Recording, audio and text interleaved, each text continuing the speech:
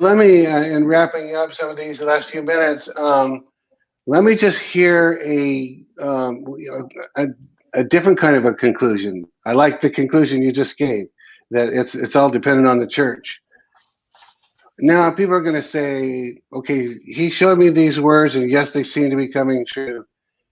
And I kind of hear people saying, Charlie, say it plain. Do you then, based on these, absolutely believe that President Trump is still intended to be reelected by God if we pray?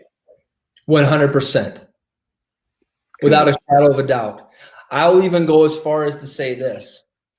President Trump will have a second term. He will be in the White House for 2 terms. He will be in the White House for 2 terms. That's good. And News Decision Desk can now officially project that Donald Trump will become the 47th president of the United States.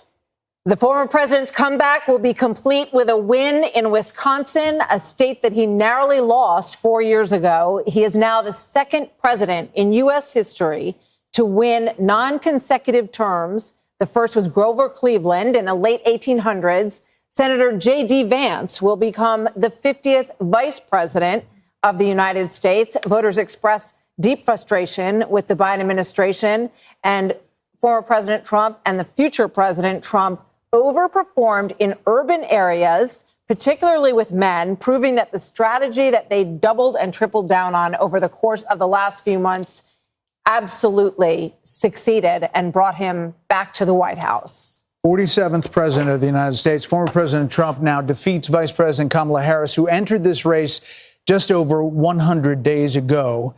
And for Democrats, they were projecting the possibility of running the table with battleground states.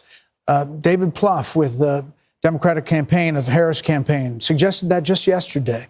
Now it is possible that Donald Trump runs the table with these states and builds on a big landslide electoral win.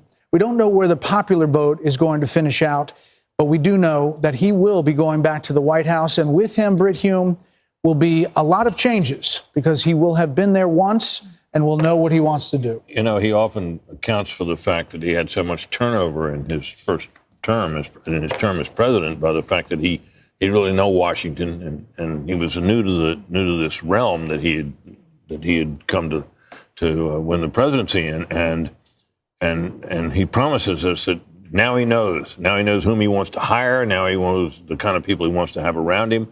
A lot of people are saying that means a lot of very experienced people around Washington will be ruled out, and maybe they will.